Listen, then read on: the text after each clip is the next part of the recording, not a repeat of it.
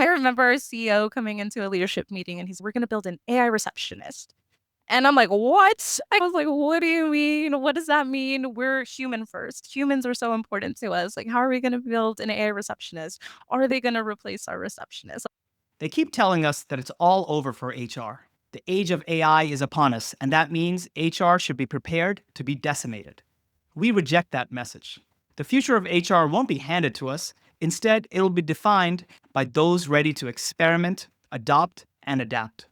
Future Proof HR invites these builders to share what they're trying, how it's going, what they've learned, and what's next.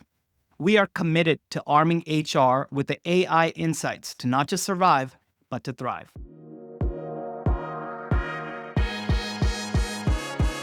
Hello and welcome to the Future Proof HR podcast, where we explore how forward-thinking HR leaders are preparing for disruption and redefining what it means to lead people in a changing world. I'm your host, Thomas Kunjappu, CEO of Cleary. Now, today's guest is Marlene Cosain, HR Director at Abby Connect, a 20-year leader in live reception services that has now launched an AI receptionist while counterintuitively doubling down on human receptionists at the same time. Marlene builds workplaces where people want to stay and where humans and AI get along with a practical playbook for capability building, trust, and change.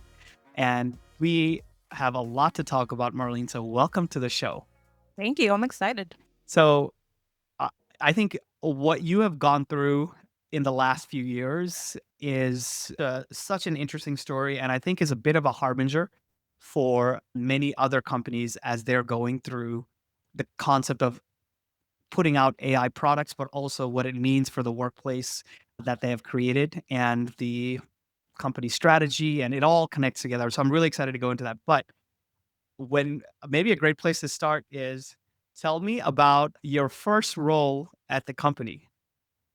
Wow. Okay. Yeah. I started as a receptionist. This fun fact is actually my first and only company that I've ever worked for. So I came straight out of high school, pretty much with no experience, just really, really hopeful. No experience, but a whole lot of determination, a whole lot of grit, and a whole lot of dedication. I really wanted to prove myself that I could do something, that I could be a good worker, and that I could contribute and add value to a company. So even though it was a little difficult at first for me to understand just the workplace and navigate the job and do all those things, I think I always had that determination of, I'm gonna do really well at this. Plus, I really love the company, so I need to figure out a way to stay here.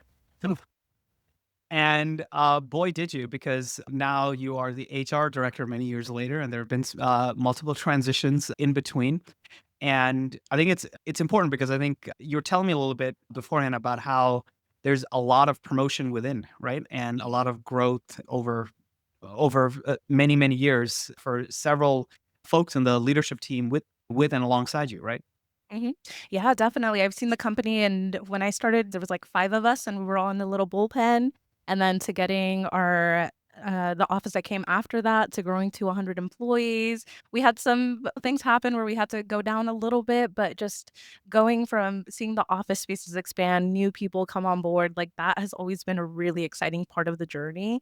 And I think figuring out how do you carry that culture through every evolution of the company is so important.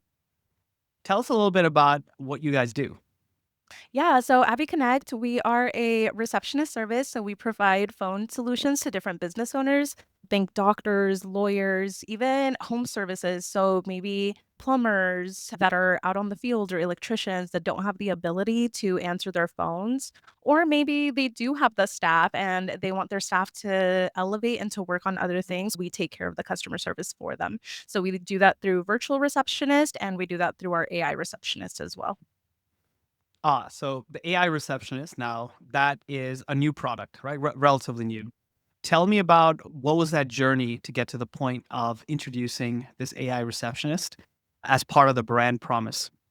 Yeah, absolutely. So about 2 years ago, we were spinning our wheels and we're like, we're an innovative company. How are we going to innovate? We saw a little bit of the market change. We saw the human receptionist service not growing as much. We were a little bit stagnant.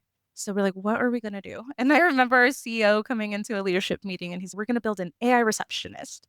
And I'm like, "What?" I was like, "What do you mean? What does that mean? We're human first. Humans are so important to us. Like, how are we gonna build an AI receptionist? Are they gonna replace our receptionist?" All my little bells started going, and I'm Mhm. like, "Where's the market research? Where's the validation?" Like, I wanted the stats. I'm a very, like, stats and numbers person, so I wanted that. And "I'm just telling you, this is gonna be the next thing. Like, AI is like the internet, it's inevitable."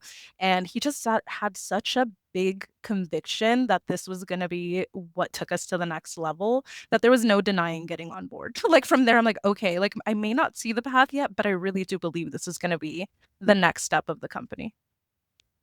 So you're probably not the only person who was going through like all of these questions and Yeah. concerns, right? When you have a fundamental value proposition, which involves having a whole cadre of human receptionists, including your first role as you came into the company, the employee base across the board probably and the leadership team, everyone had a similar set of questions, right? So what were some of those like early reactions in that process, especially when you're in those times where it's just an idea and you haven't actually launched anything?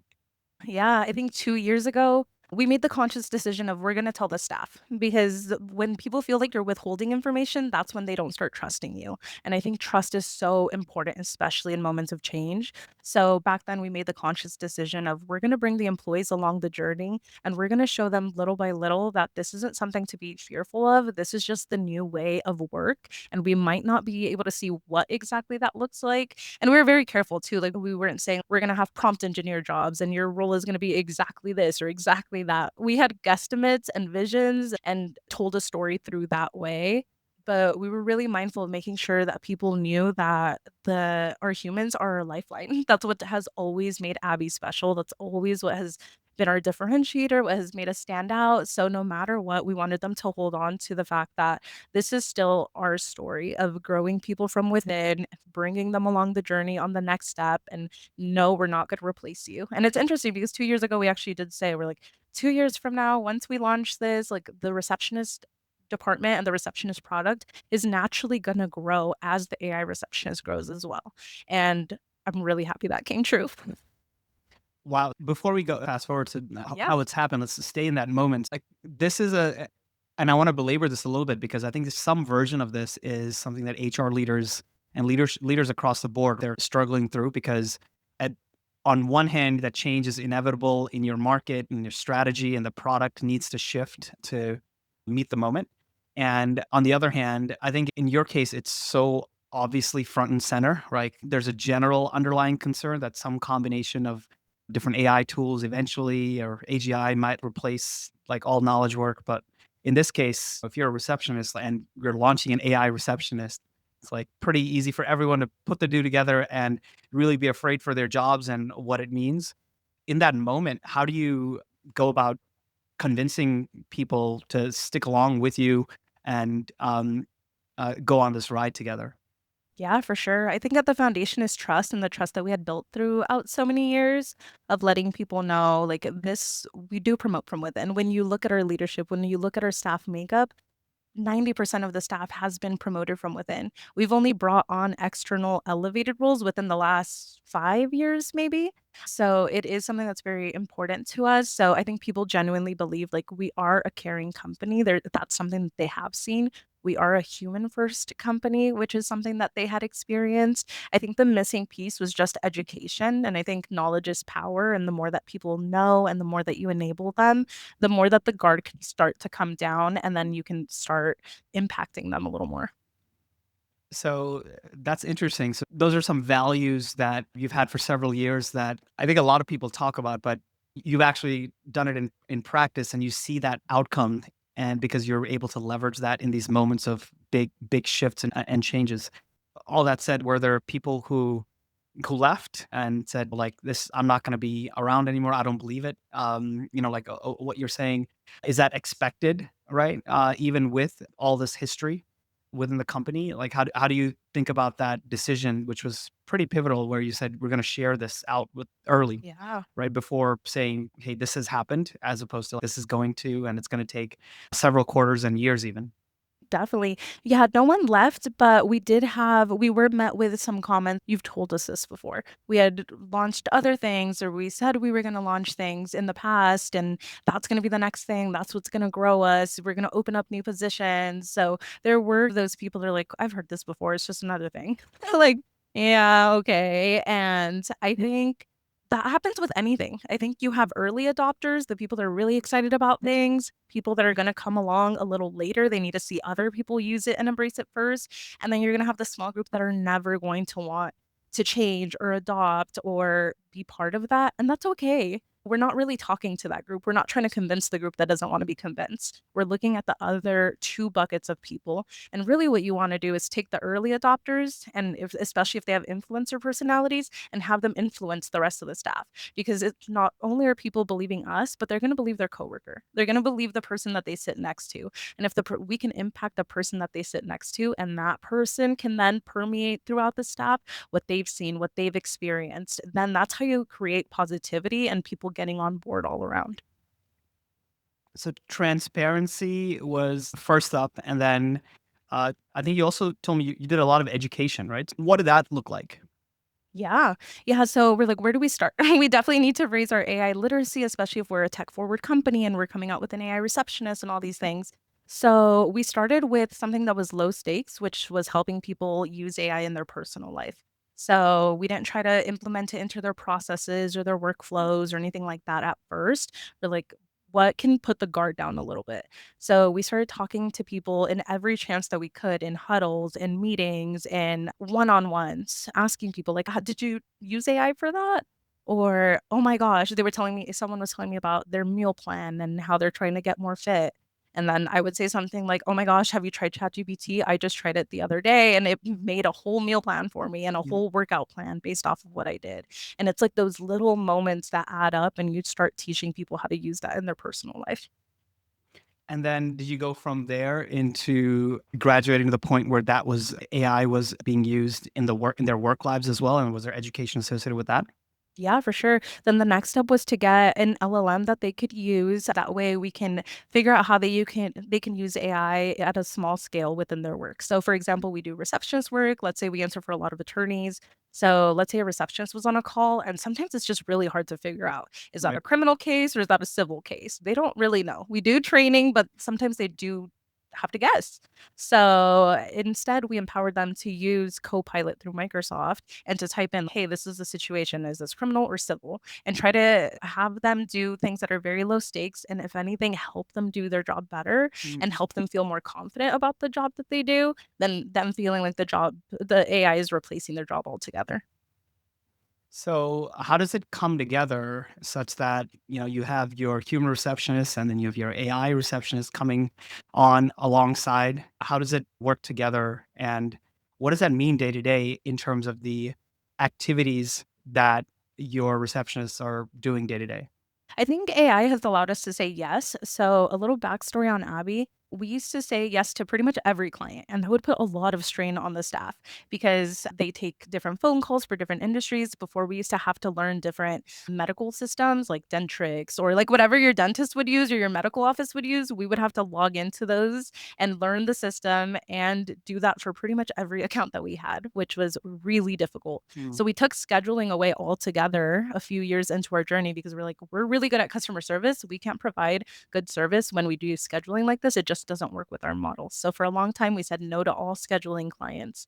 Now our AI receptionist schedules. So AI allows us to say yes. So our receptionist can focus on creating those great connections, doing the things that our clients have loved for the past 20 years, while our AI receptionist can take care of the scheduling. It could integrate with the system. It could do all those cool things.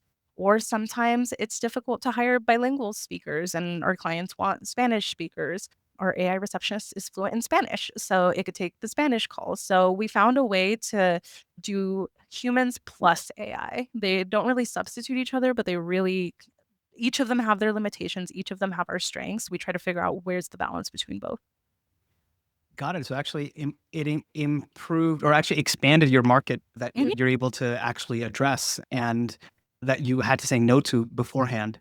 And in that process, from the capacity of your employees, looking at it from that perspective, were people's day to days being very significantly different, and or did you have new types of roles that were coming in, or type of hybrid roles which just didn't exist before?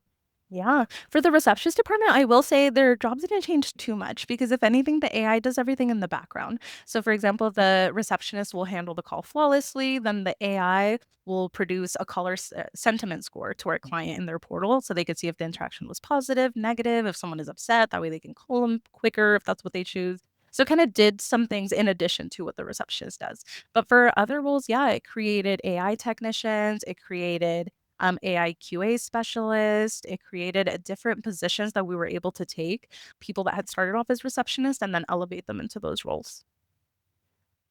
So this is fascinating because the company's strategy, a new product, the company's strategy shifted dramatically with AI. A new product was introduced, and the product directly competes slash complements the current services product, which is representative of the majority of the employee base. Mhm. So all those things coming together is quite an accelerated shift compared to, I think, most people out there. There's some versions like one or two of these things are coming together where you might have a new AI product, but that doesn't necessarily mean that it's going to change a lot of the day to day for employees, or there's some new trainings and upskilling that you're doing just to be more efficient. But in your case, you're doing it all together. From an HR perspective, through this transformation, what do you think has been your role and your team's role, and has it been any different than in the past? Yeah, I think as an HR team, it's really important. I think HR is the glue. I think especially in moments of change, HR needs to think through those things on how are people going to react, and that's information that's powerful to have. Who's going to be upset? What are they going to be upset about? What are they fearful about? And I think HR is that key because if you think CEO, we're thinking product. How do we build the product? Marketing's thinking how do we launch the product? Sales is thinking how do we sell the product? Operations is thinking, how do we keep the current product that we have going? Right. So HR is really that person that needs to be cognizant of that. Like, how are people going to feel? And I think the more that HR is mindful of that, then you can start thinking like, how can I build culture activities around this? How can I build recognition around this? How can I build moments of talking points and conversations around this? So we did many different things. And I think it's important to also know that motivation and inspiration are different things. And at some point, you're going to need both. So we went through at the beginning, we had to motivate people to use AI. They weren't necessarily inspired just yet. Mm. So we created an AI bingo, which all of our courses were on the bingo. And whoever completed it, they either got, I think it was like $500 cash, you got 4 hours in PTO, you got swag, you got a lot of cool things. And we had multiple winners. So that was like a fun way to push people to do it. And then the more as time went on and the more little interactions and moments we had, people all of a sudden felt pulled toward the cause and were inspired by it. Uh, this has been a fantastic conversation so far. If you haven't already done so, make sure to join our community. We're building a network of the most forward thinking HR and people operations professionals who are defining the future. I will personally be sharing news and ideas around how we can all thrive in the age of AI. You can find it at gocleary.com/Cleary-community. Now back to the show. I love those ideas and that separation of motivation and inspiration. And you need equal parts both as you're going Yep. through a big transformation. I think maybe this was, I'm not sure about the timeline, but preceding or leading up to this, there's also been downturns where every business kind of goes up and Yep. down depending on the market and where you're exactly situated. When you've done headcount reductions in the past, how does how do you retain trust, which then you still seem to have later on when you're doing other changes, for example, with the strategic shift? Yeah, I think really to maintain trust in those moments is to stay visible. The worst thing you could do is hide.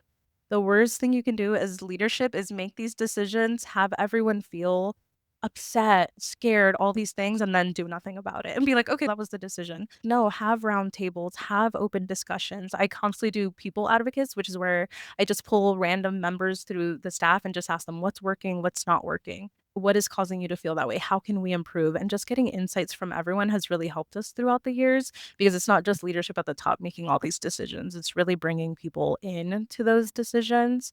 And I think in those moments, also empowering your middle managers because a lot of times your middle managers are the closest people to the people that are affected. So a lot of times leaders or the higher ups try to be the ones that are influencing and telling people to feel better or telling people that it's gonna turn around and this and that. But once you have your middle managers believe that, they're the closest in relation to that person. So they really do have more influence and more power to make people feel ease and to make people feel more calm and stay on board.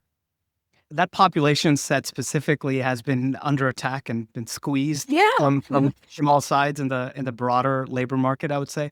So yeah, that's interesting that you focus in on middle managers. How did you go about empowering them further in these times of big shifts?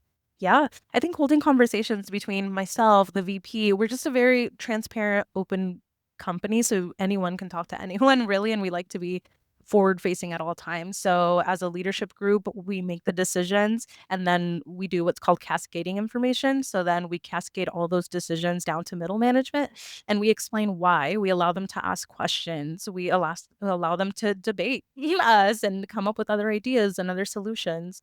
We allow them to anticipate how their teams are going to respond and how we can help them navigate through those conversations.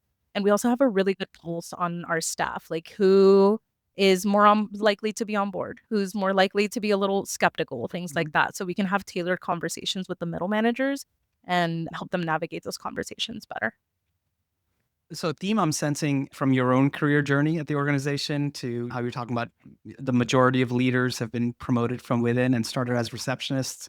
It seems like there's a big culture of not just promoting from within, but also just finding new opportunities for people. And, it might be Yep. lateral moves as well. And now that you have all these new titles, new roles coming in, are there possibilities for example, a receptionist to go into more AI adjacent roles, or because I think that's one of the core questions with the economy moving towards AI. It's like there are these new jobs that are going to be created, and there's shifts in what you need in terms of skill sets to be able to take them on. Mhm. But the question is, can we enable at scale anyone pretty much to move into those roles? Well, Yeah, absolutely. And for us, we found that the receptionists are the perfect people only because they know customer service. They understand how customers respond, what they want to hear, what they want to see, how they value those interactions. So they come in with the perfect mindset to transition to AI technician, for example, where they're QAing how the AI is handling the call. Instead of them taking the calls, the AI is taking the call, and now they're reviewing the calls that the AI is taking. And they come in with a fresh set of maybe they should have been a little more empathetic, or maybe the AI missed the mark here. They're the right. perfect people for that. Well, that's great to hear because I think that what you're talking about is domain knowledge, and I think that's so Mhm. important and that's so useful in so many different arenas where there is an entrance of AI into the workplace. Let's talk about a little bit about uh, the HR function itself. So there's been this massive transformation with the company, receptionists, products, and everything you're doing to enable the whole organization to future proof yourselves.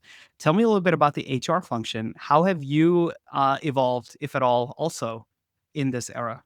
Yeah, this is a great question. That's actually one of my focuses for this quarter is how do we improve hiring, for example, our hiring process? How do we make it more efficient? How do I let my talent acquisition specialist do what she does best, which is having those conversations, being able to vet people. She's really good at that. Giving tours around the office, doing all those things. We have a big bottleneck when it comes to resume. Like going through resumes, we get, oh gosh, like 600, 700 resumes every few weeks. And to go through those manually is almost impossible. I'm surprised she could do it. So it's so difficult. And then making all those first phone calls. And then we have a pretty extensive hiring process. So figuring out what are those bottlenecks and what are those tasks that can be automated so she could focus on the people person aspect of it. So that's one of the things that I'm looking at.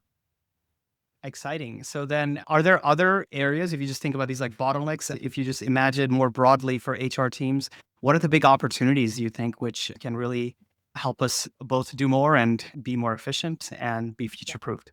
Yeah, for sure. I think in L&D and training, there's a huge aspect to it. It's like I'm not a big believer in type in ChatGPT and ask it to create a whole lesson plan for you, and that's what you implement.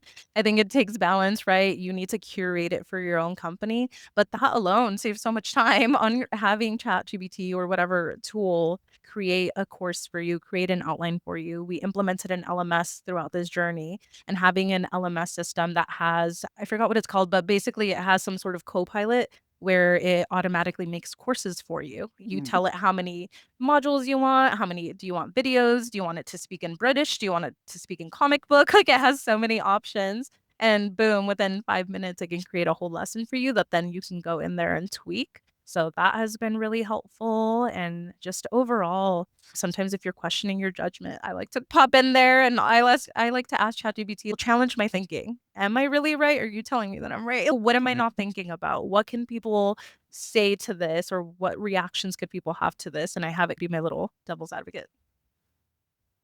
These are great use cases. And then if you were to project ahead for your team at Abby Connect, what do you think an AI enabled HR team 2 to 3 years down the line looks like for you? Yeah, I am so excited. I think having those tools more than anything right now, that is something that we're working on. We don't necessarily have too many tools. So that's what I'm looking at seeing, identifying those bottlenecks. And I oversee hiring, training, learning and development culture.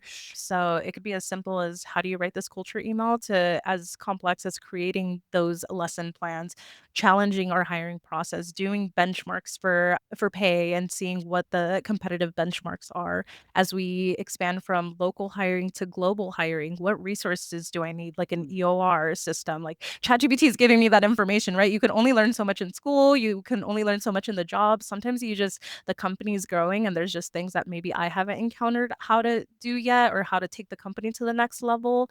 Chat is the first place that I'm going to go. I'm not going to believe everything it says, but it's going to give me enough to run with Right. that then I can figure out what those future hires are, what those future legalities are that we have to look out for and all those cool things.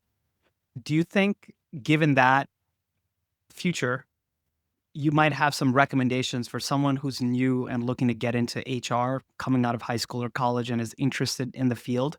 What can they be doing to have the skills and be ready to make an impact in the next few years?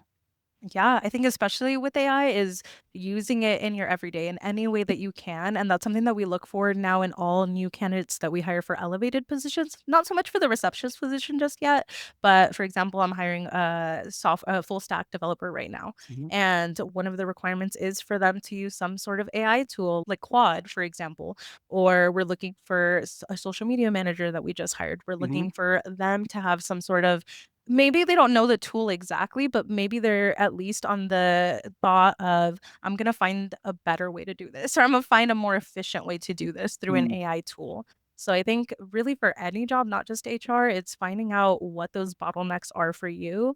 mm. What are those frustrations for you in the day to day, and how can you find tools to make that quicker and more efficient? That way you can do all the cool things that you really like to do. You can spend more time there, selfishly.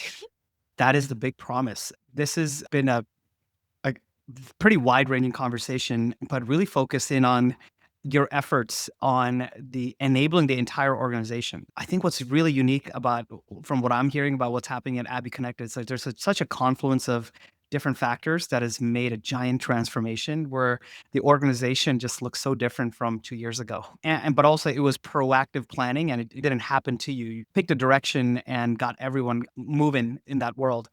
Maybe we can close out on what I think is a little bit of a hopeful note. So you mentioned a while ago, but I said let's hold off on that, come back to that. So now you've released this AI receptionist product, but then now you're seeing there's more demand than ever for human receptionists.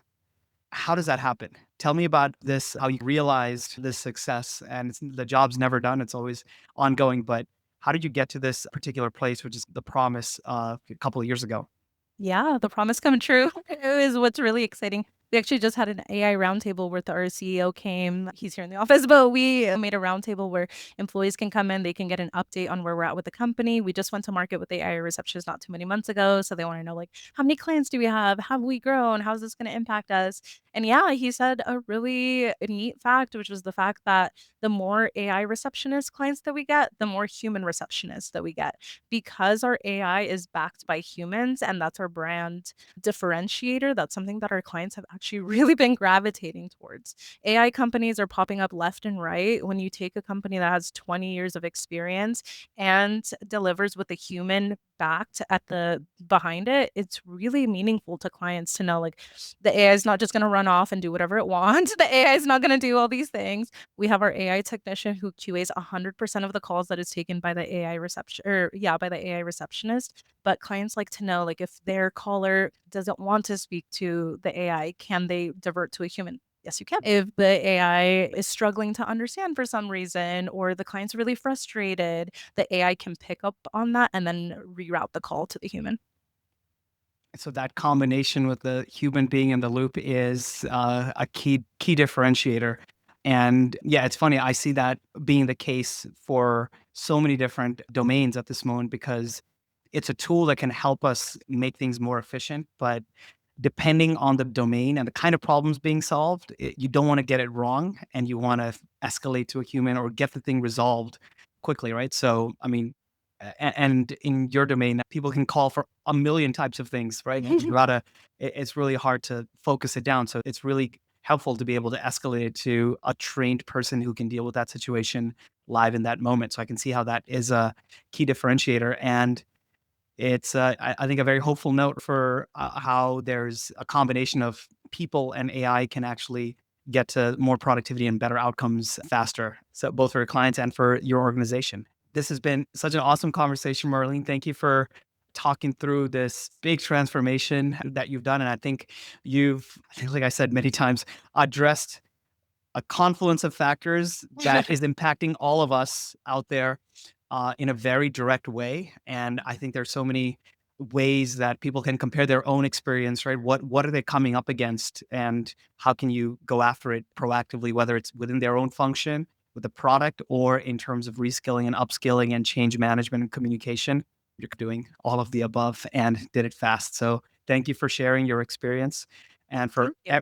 thank you. And then for everyone out there who is following along and future proofing your own organizations and your own HR functions, good luck. Hope you took some great nuggets of insight from this one. And I'll catch you on the next one. Bye now. Thanks for joining us on this episode of Future Proof HR. If you like the discussion, make sure you leave us a 5-star review on the platform you're listening to or watching us on. Or share this with a friend or colleague who may find value in the message. See you next time as we keep our pulse on how we can all thrive in the age of AI. Hey, it's Thomas again. One quick question before you go.